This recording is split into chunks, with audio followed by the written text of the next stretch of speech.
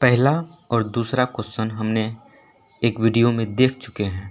आप वो वीडियो देखना चाहते हैं तो मेरे प्लेलिस्ट इग्नू पे जाए और वो प्लेलिस्ट का वीडियो देख लें, ताकि आपको कन्फ्यूज़न ना हो कि एक और दो क्वेश्चन हमने बताया है कि नहीं बताया है। आप देखें और वो वीडियो को अच्छे से देख लें, और अच्छे से देख के आपको एग्ज़ाम में बहुत हेल्पफुल होगी। चलिए तीसरा क्वेश्चन हम देखते हैं। तीसरा क्वेश्चन देखिए क्या है। भारत की परंपरागत शिक्षा व्यवस्था क्या थी? अंग्रेजी ने इसमें क्या परिवर्तन लागू किए? देखिए ये क्वेश्चन जो है बहुत इम्पोर्टेंट है। VBI कर लीजिए कि ये इस टाइप का क्वेश्चन में बहुत टाइप का आता है। इसके प्रभाव क्या थे, इसके क्या क्या निष्कर्ष हुए, भारत में क्या परिवर्तन हुआ शिक्षा में, ये सब इन सभी का आंसर यही क्वेश्चन में आपको मिल जाएगा। ठीक है, देखिए क्या है, भारत में परंपरागत शिक्षा व्यवस्था क्या थी, यानी कि अंग्रेज के आने से पहले भारत में शिक्षा प्रणाली क्या थी, ये क्वेश्चन का तात्पर्य है। आइए हम इसको जानते हैं। यानी कि स्वदेशी शिक्षा क्या थी अपने भारत की, अंग्रेज आने से पहले या औपनिवेशिक बनने से पहले। 18वीं शताब्दी के उत्तरार्ध एवं 19वीं सदी के आरंभ में मुस्लिम आबादी के लिए मदरसा और मकतबा तथा हिंदुओं के लिए टोल तथा पाठशालाएं होती थी। मतलब जिस टाइम अंग्रेज भारत में आए थे उस टाइम से पहले भारत में मुस्लिम के लिए मदरसा और हिंदू के लिए मकतबा या पाठशालाएं होती थी। इसमें अरबी और संस्कृत में उच्च अध्ययन केंद्रों से लेकर फारसी तथा स्थानीय भाषाओं में बुनियादी शिक्षा के लिए निचले दर्जे के संस्थान आते थे। राजकाज की भाषाएं फारसी होने के कारण अनेक हिंदू भी फारसी स्कूलों में जाते थे। मतलब जो फारसी मतलब राष्ट्रीय मतलब कार्यालय का जो भाषा था वो फारसी था, जिसके कारण हिंदू फारसी भाषा के स्कूल में सीखने के लिए जाते थे। और इन स्कूलों में हिंदू शिक्षक होते थे। ऐसा नहीं था कि फारसी स्कूल में सिर्फ मुस्लिम ही था, वहाँ हिंदू भी शिक्षक थे। स्वदेशी शिक्षा की कुछ सामान्य विशेषताएं थी, जैसे स्कूलों का संचालन आमतौर पर जमींदारों तथा स्थानीय धनी व्यक्ति के योगदान से होता था। उसका जो संचालक था, जो उस टाइम हमारे समाज में धनी व्यक्ति थे, वो करते थे। दूसरा पॉइंट देखिए, पाठ्यक्रम में संस्कृत, अरबी, फारसी भाषाओं तथा हिंदू इस्लामी परंपरागत के विषयों जैसे व्याकरण, तर्कशास्त्र, विधि, आयुर्विज्ञान पर बल दिया जाता था।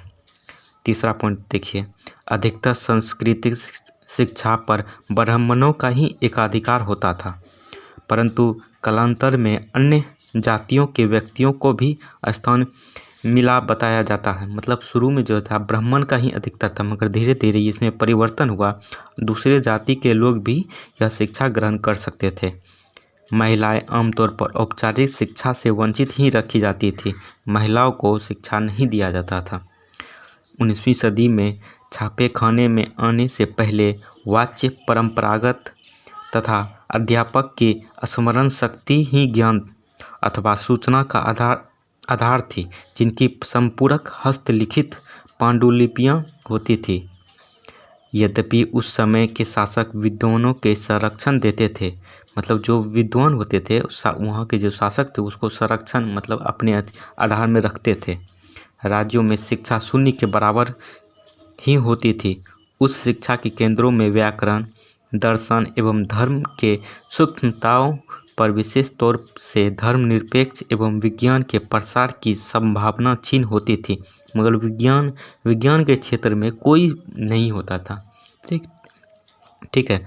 औपनिवेशिकवादी शासकों ने स्वदेशी शिक्षा के स्थान पर अपनी शिक्षा व्यवस्था आरोपित की थी। मतलब औपनिवेशिक शिक्षा अलग थी और अपना जो शासक था वो अपना शिक्षा अलग देते थे। व्यापक जन शिक्षा के साधन के रूप में स्वदेशी प्रणाली की संभावनाएं समाप्त होगी। जैसे ही भारत औपनिवेशिक बना और अंग्रेज यहाँ अंग्रेजी शिक्षा का प्रसार करना शुरू किया, तो उसका थोड़ा सा स्वदेशी शिक्षा का महत्व कम हो गया। आइए हम नेक्स्ट क्वेश्चन देखते हैं, उसमें क्या था। देखिए नेक्स्ट इसी में है, अंग्रेजी ने इसमें क्या परिवर्तन, मतलब स्वदेशी शिक्षा में अंग्रेजी का क्या परिवर्तन हुआ, इसका क्या लाभ हुआ, इसका क्या हानि हुआ, ये सभी क्वेश्चन का आंसर हम आपको बताएंगे। आप अच्छे से ईयरफोन लगाइए और सुनिए ताकि आपको एग्ज़ाम में कोई दिक्कत नहीं हो इस टाइप के क्वेश्चन से। देखिए, आधुनिक प्रसार के कारण, मतलब अंग्रेजी शिक्षा का जो प्रसार हुआ उसका आधुनिकीकरण कैसे शुरू हुआ उसको देखते हैं। अंग्रेजी ने स्वदेशी शिक्षा व्यवस्था के स्थान पर नई शिक्षा को आरोपित किया। अनेक अंग्रेज नागरिक ऐसे थे जिन्होंने प्राच्य विधा को प्रोत्साहन देने का प्रयास किया, क्योंकि उनके विचारों में पाश्चात्य शिक्षा स्थानीय समाज में विभिन्न प्रतिक्रियाओं को जन्म दे सकती थी। भारत में अंग्रेजों ने आधुनिक शिक्षा प्रणाली निम्न कारणों से प्रभावित होकर शुरू की।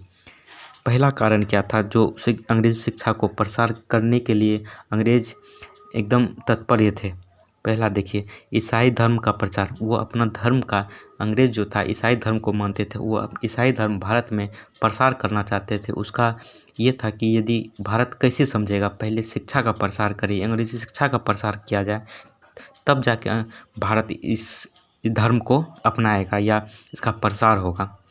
अंग्रेजी कंपनी ने 50 वर्षों तक भारतीय लोगों के लिए शिक्षा व्यवस्था के प्रति कोई दिलचस्पी नहीं दिखाई, लेकिन शीघ्र ही ईसाई मिशनरियों के दबाव में आकर उसमें पश्चिमी ढंग की शिक्षा को शुरू करने के लिए प्रयत्न शुरू किया, ताकि यहाँ के लोगों को ईसाई धर्म में दीक्षित करने के लिए प्रेरित किया जा सके। इसी उद्देश्य से 1813 के एक्ट के अनुसार 1 लाख रुपये शिक्षार्थ खर्च करने के लिए कंपनी को निर्देश दिया, लेकिन कंपनी के अधिकारियों 1823 ईस्वी तक यह छोटी सी रकम खर्च नहीं कर पाई। मतलब ईसाई धर्म की मिशनरी जो थे वो 1 लाख रुपया भारत में अंग्रेजी शिक्षा के प्रसार के लिए खर्च करने के लिए कहा, मगर कंपनी में भ्रष्टाचार व्यक्तियों के कारण यह छोटी सी रकम भी 1823 ईस्वी तक खर्च नहीं कर पाई। दूसरा कारण क्या था, बड़ी संख्या में क्लर्क तैयार करने के लिए, मतलब क्लर्क तैयार करने, यहाँ के आदमी को लेना चाहते थे अपनी कंपनी में। इस शिक्षा से प्रशासनिक कार्यों को करने भारतीयों को क्लर्क बनाया जा सकता था। भारतीय अंग्रेजों के कम वेतन पर रखे जा सकते थे। इसमें कंपनी का व्यय भी कम हो सकता था। मतलब भारत के लोग को यदि अंग्रेजी शिक्षा का ज्ञान दे दिया जाता तो उसको क्लर्क के रूप में रखता, और इसके कारण वहाँ कम वेतन पे भी भारत खटने के लिए तैयार था। तीसरा कारण देखिए क्या है, पश्चिमी संस्कृति का प्रसार। मतलब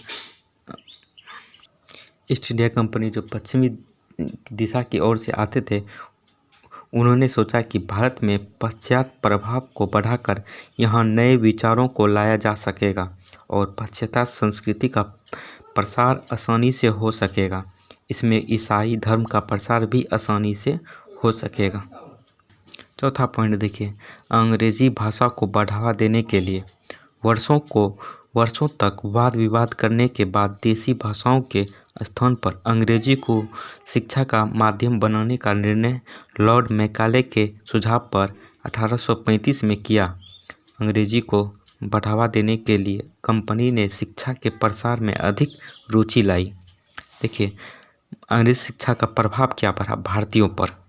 देखिए, पहला देखिए, पाश्चात्य शिक्षा के कारण वर्ण व्यवस्था एवं जाति पाति के बंधन शिथिल पड़ते चले गए, क्योंकि इस शिक्षा प्रणाली में सामाजिक ऊंच नीच का विरोध किया। लोगों का दृष्टिकोण आधुनिक विवेकपूर्ण जाति प्रथा का विरोध एवं मानवीय बनाने में इसने महत्वपूर्ण भूमिका अदा की। भारत में जो जाति प्रथा था उसको मिटाने में अंग्रेजी शिक्षा का एक महत्वपूर्ण योगदान रहा। दूसरा पॉइंट देखिए, पाश्चात्य ढंग की शिक्षा ने भारतीयों में व्यक्तिवाद तथा स्वकेंद्रित रहने की भावना बढ़ावा दिया, जिसमें हमारे संयुक्त परिवारों को टूटने की प्रक्रिया को प्रोत्साहन दिया। तीसरा पॉइंट देखिए, पाश्चात्य शिक्षा का एक महत्वपूर्ण बुरा सामाजिक प्रभाव यह पड़ा कि इसमें अंग्रेजी शिक्षा ने शहरी जनता को आम जनता से विशेषकर ग्रामीण क्षेत्रों में अलग करने वाली दीवार खड़ा कर दिया। मतलब जो लोग अंग्रेजी सीख लेते थे वह ग्रामीण समाज के लोगों को हीन भावना से देखते थे। अंग्रेजी बोलने वाले ने स्वयं को श्रेष्ठ माना। जो अंग्रेजी बोलते थे वह अपने आप को श्रेष्ठ मानते थे। चौथा पॉइंट देखिए, स्त्री पुरुष में समानता लाने में यद्यपि यह शिक्षा प्रणाली पूर्णतः सफल नहीं हुई तो भी इस दिशा में महत्वपूर्ण योगदान दिया। विदेशों में विशेषकर लोकतांत्रिक देशों में महिलाओं को प्राप्त अधिकारों, संरक्षण एवं सुविधाओं की जानकारी इसी शिक्षा के प्रणाली ने लोगों को दी। इस शिक्षा प्रणाली के प्रचारकों एवं समर्थकों ने सती प्रथा, दहेज तथा कन्या वध, विधवा विवाह निषेध प्रथा, स्त्री और शिक्षा के कटु आलोचना की तथा इस दिशा में धीरे धीरे प्रयास किया गया। अगला पॉइंट देखिए, पाश्चात्य संस्कृति को भारतीय समाज में प्रसार हुआ।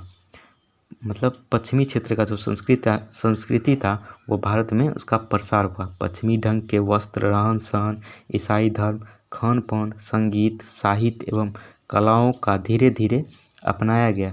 इस मिशनरी तथा शिक्षा संस्थाओं ने इस कार्य में बढ़ चढ़कर भाग लिया। मतलब वहाँ के जो मिशनरी थे इस शिक्षा के प्रसार के लिए बढ़ चढ़कर इसमें भाग लिया। राजनीतिक जीवन में पाश्चात्य अंग्रेजी शिक्षा का क्या प्रभाव रहा, मतलब भारत में अंग्रेजी शिक्षा का क्या प्रभाव पड़ा। पाश्चात्य ढंग से प्राप्त शिक्षित भारतीयों ने सर्वप्रथम विदेशी अधीनता के अपमान प्रत्येक रूप में महसूस किया। जब अंग्रेज ने उन्हें काले बाबू कहते थे, उन्हें तिरस्कार की दृष्टि से देखते तो उनमें स्वाधीनता के प्रति संघर्ष की भावना को स्वाभाविक रूप से बढ़ावा मिला। अनेक उनमें से राष्ट्रीय आंदोलन के नेता तथा संगठनकर्ता बन गए। उन्होंने एक शक्तिशाली लोकतांत्रिक एवं धर्मनिरपेक्ष भारत का स्वप्न देखा। अगला पॉइंट देखिए, आधुनिक पाश्चात्य शिक्षा ने शिक्षित भारतीयों में समरूपता तथा समानता लाने में योगदान दिया।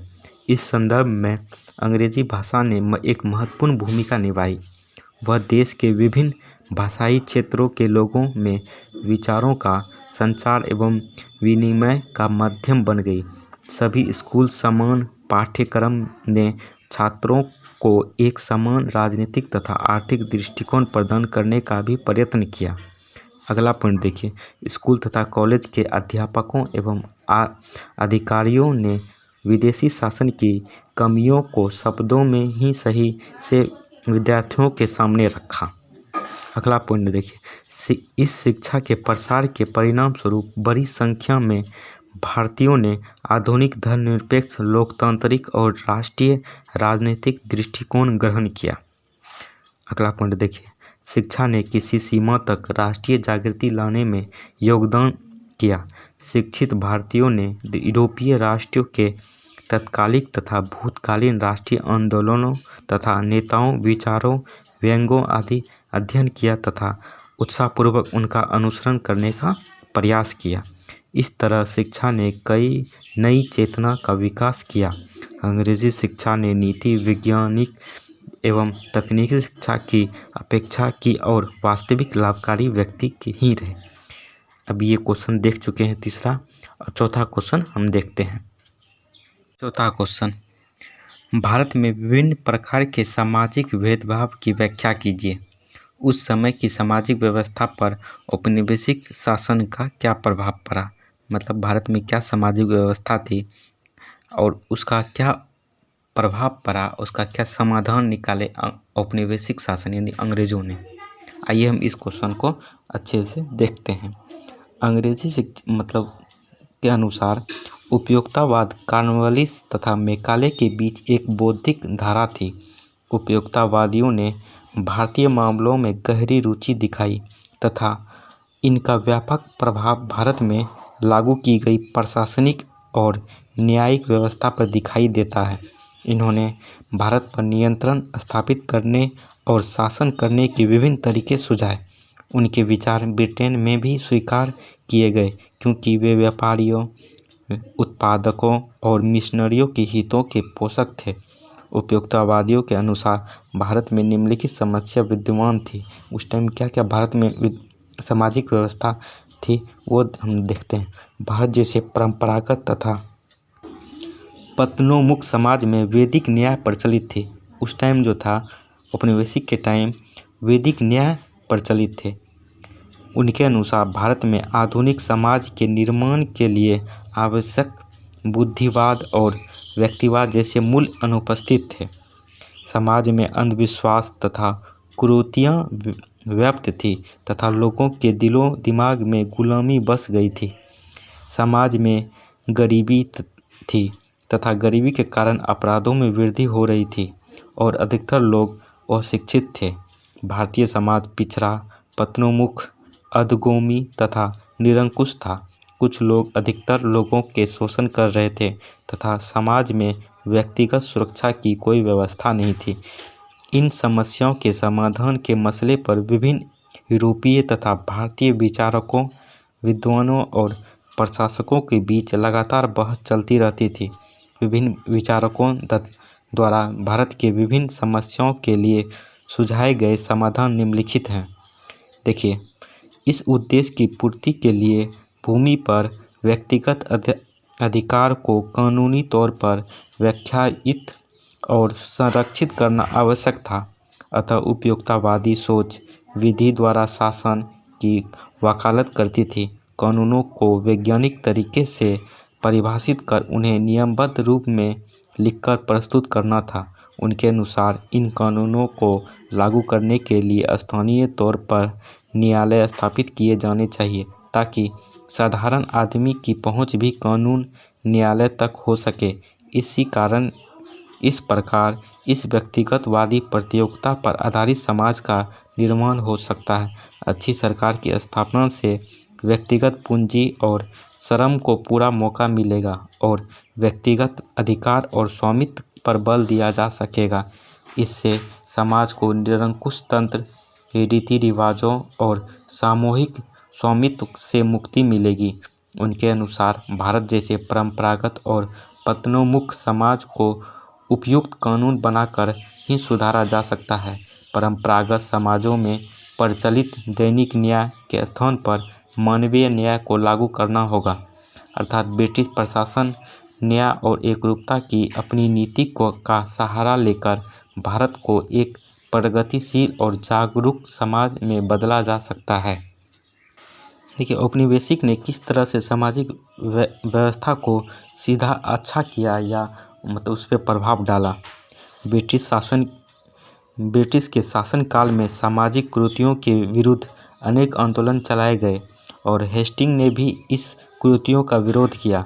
भारत में मौजूद कुरीतियाँ बाल हत्या, सती प्रथा, दास प्रथा। ब्रिटिश सरकार ने इन कुरीतियों को दूर करने के लिए निम्नलिखित उपाय किए। बाल हत्या।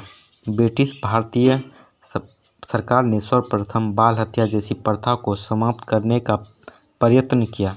भारत के कुछ जातियों जैसे राजपूतों, जाटों, मेवातियों तथा बनारस के राजपूतों को अपनी बेटियों की शादी में काफ़ी धनराशि खर्च करनी पड़ती थी, अतः यह पैदा होते ही लड़कियों को मार देते थे। सर्वप्रथम बनारस के रेजिडेंट डक्कन ने इस प्रथा को समाप्त करने की कोशिश की। उसने स्थानीय राजकुमारों को जाकर समझाया कि बालिकाओं की हत्या हिंदू धर्म ग्रंथों के अनुसार पाप है, अतः उन्हें इसे रोकने का प्रयत्न करना चाहिए। फोर्ट विलियम कॉलेज में कार्यरत एवं धर्म प्रचारक विलियम कैरे ने इस प्रथा की समाप्ति का जोरदार समर्थन किया। कैरे ने पहले हिंदू पंडितों से राय मशवरा किया तथा फिर सरकार के सामने इन सामाजिक बुराइयों को तुरंत समाप्त करने की याचिका दायर की।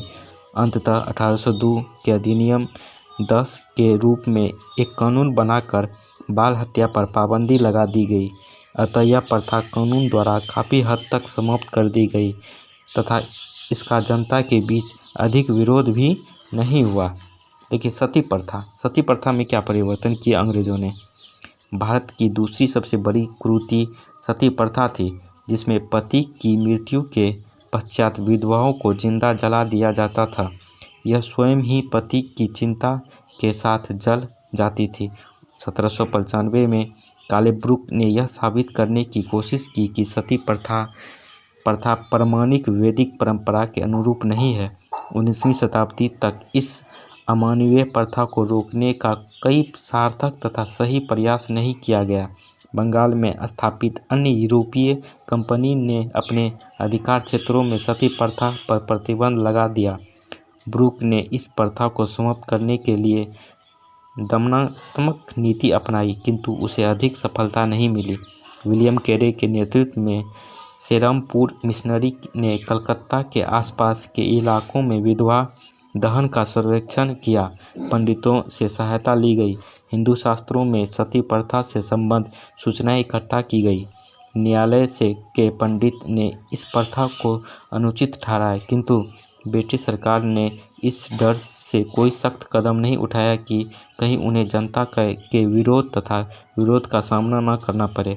सरकार ने इस मुद्दे पर कुछ भी फैसला लेने में हिचकिचा रही थी, लेकिन राजा राम मोहन राय के नेतृत्व में पश्चात प्रभाव से युक्त बंगाली बुद्धिजीवी वर्ग ने सती प्रथा के उन्मूलन के लिए आंदोलन खड़ा कर दिया।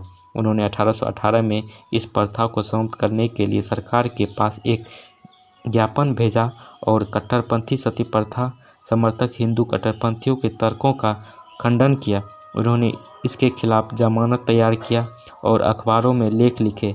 ईसाई मिशनरियों ने भी आम जनता का ध्यान इस प्रथा की ओर आकृष्ट किया तथा सरकार भी इसे रोकने के लिए जोर डाला। अंततः 1829 में विलियम बेंटिंक ने सती प्रथा के खिलाफ अधिनियम पारित किया और इसका जनता ने भी कोई असंतोष नहीं फैला। और तीसरा क्या था? दास प्रथा। 1833 में अंग्रेजी राज में दास प्रथा समाप्त कर दी गई। 1833 के चार्टर अधिनियम में एक धारा जोड़ दी गई जिसमें जल्दी से जल्दी दास प्रथा को समाप्त करने के आदेश दिए गए। 1843 में समस्त भारत में दासता अवैध घोषित कर दी गई। 1876 में बंधुआ मजदूर भी मुक्त कर दिए गए। 19वीं शताब्दी में भारत में शिक्षा के प्रसार के कारण एक बुद्धिजीवी वर्ग तैयार हो गया था जो कि जागरूक था तथा भारतीय समाज में कुरीतियों को दूर करने को तत्पर था। इन्होंने जन जागरण को भी जागृत किया तथा सरकार के साथ मिलकर काफ़ी हद तक कुछ कुरीतियों को समाप्त करने में सफलता प्राप्त की। देखिए, तीसरा क्वेश्चन भी हम देख लिए हैं। आपको कैसा लगा ये वीडियो कमेंट करके हमें ज़रूर बताएं। यदि अच्छा लगा है तो कमेंट करके बताएं, वीडियो को लाइक करें और मेरे चैनल को सब्सक्राइब करें। थैंक यू दोस्त।